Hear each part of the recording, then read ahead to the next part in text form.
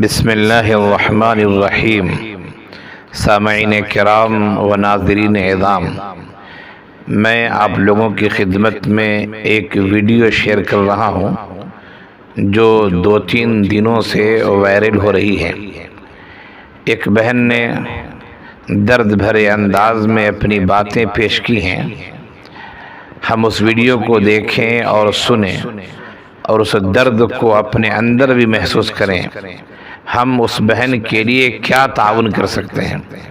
अगर हमारे सियासी असर और रसूख हैं तो क्या हम कुछ ताउन कर सकते हैं?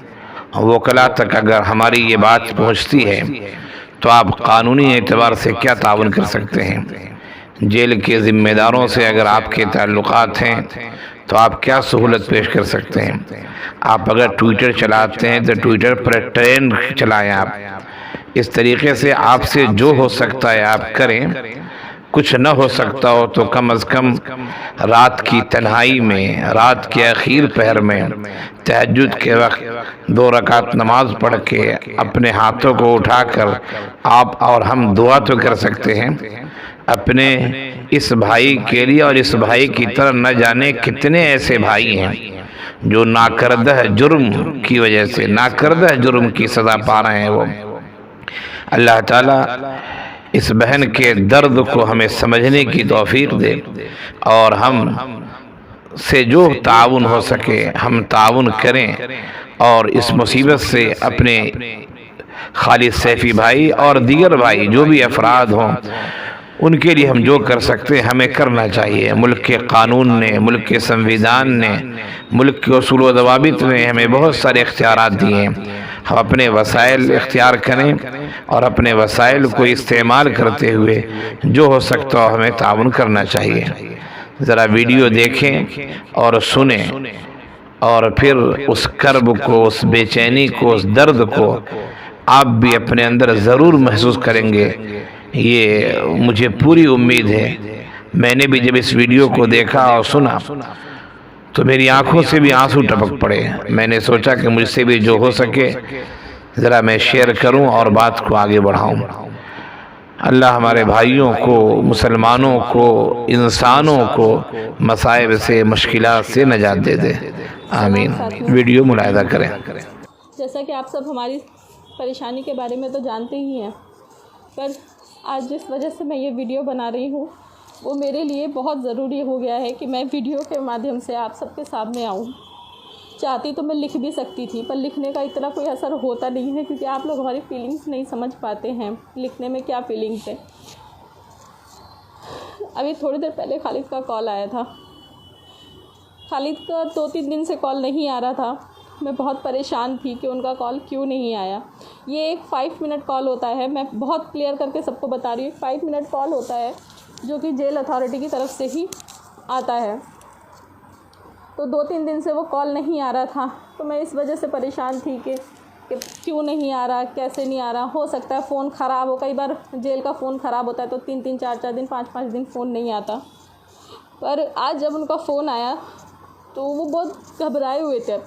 उनकी आवाज़ में दर्द, घबराहट और बहुत ज़्यादा फ़िक्र थी। वो आज खालिद की तबीयत नहीं है बिल्कुल भी। उनका शुगर लेवल हाई हो रहा है, 400 के आसपास उनका शुगर हो रहा है, जो कि कभी नहीं होता। खालिद का ब्लड प्रेशर बढ़ा हुआ है, उनको 3-4 दिन से फीवर है,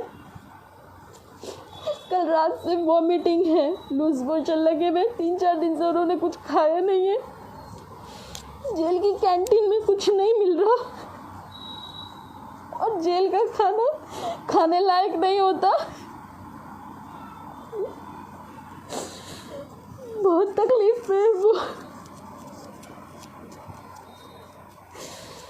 उनको वहाँ पे कोई इलाज मुहैया नहीं हो रहा है, उनको कोई इलाज नहीं मिल रहा है। उनको बार बार फीवर की दवाई दे के बोल दिया जाता है कि ये खा लो, ये खा लो।